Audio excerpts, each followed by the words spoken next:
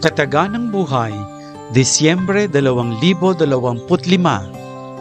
Makikita ng buong mundo ang pagliligtas ng ating Diyos.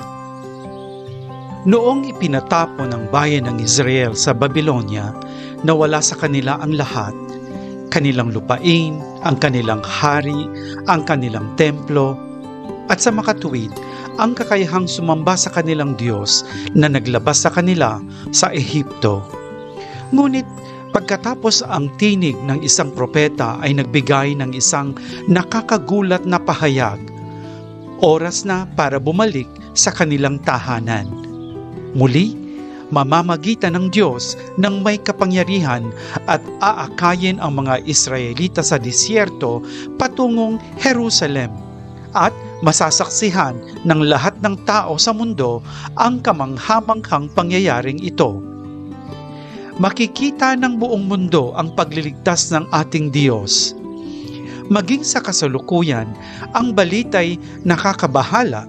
Mga taong nawawalan ng trabaho, kalusugan, katiwasayan at dignidad. Nasa panganib ang kinabukasan ng mga kabataan dahil sa digmaan at kahirapang dulot ng pagbabago ng klima sa kanilang mga bansa. Mga taong nawalan ng lupa, kapayapaan at kalayaan. Itong kalunos-lunos na senaryo na sakop ang buong mundo ay nakakagulat at iniiwan tayo sa dilim. Sino ang magliligtas sa atin mula sa pagkasira sa lahat ng inakala nating hawak natin?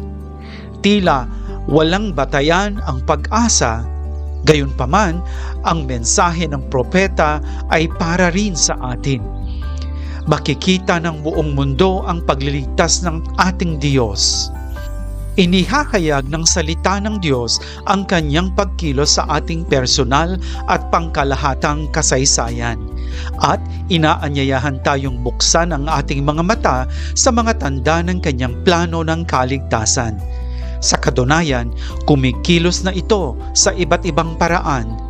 Makikita ito sa sigasig sa pagtuturo ng isang guro, sa pagiging tapat at patas ng isang negosyante, sa kalinisang budhi ng isang tagapangasiwa, sa katapatan ng isang mag-asawa, sa yakap ng isang bata, sa pagkalinga ng isang nurse, sa pagpapasensya ng isang lola, sa lakas ng loob ng mga kalalakihan at kababaihan, na mapayapang tumututol sa krimen, sa mabuting pagtanggap ng isang komunidad.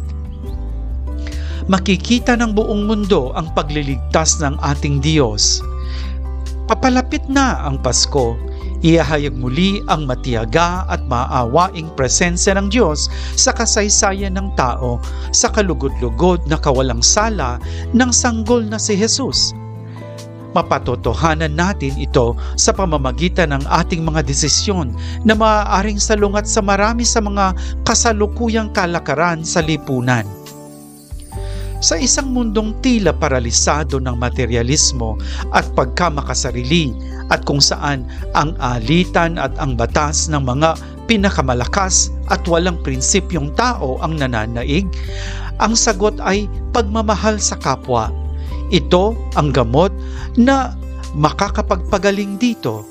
Ito'y katulad ng isang alon ng kasiglahang mula sa Diyos na nagniningning at kumakalat, na pumapasok sa mga ugnayan ng mga individual at grupo at unti-unting binabago ang lipunan.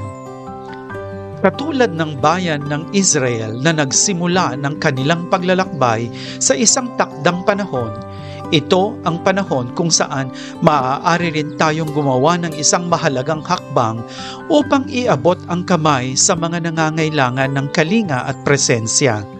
Ang mga bata't matanda, ang mga dukha at mga dayuhan, ang mga walang trabaho at ang mga walang tirahan, ang mga may sakit, mga bilanggo.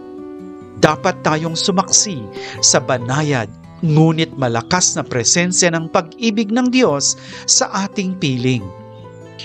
Ngayon, nagiging limitasyon sa pagbabahagi natin nitong mensahe ng pag-asa ang mga hangganan ng mga bansa na kadalas ay nagiging mga pader o malulungkot na linya ng labanan Ngunit ngayon din, ang mga limitasyon ng kultura at mga karanasan ng tao sa buhay.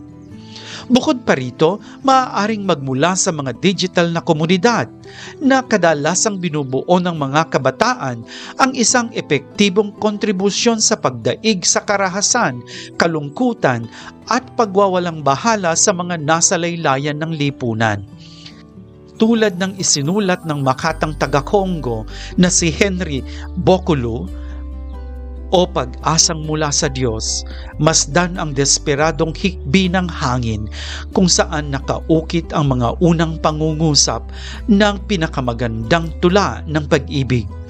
At bukas, mayroong pag-asa.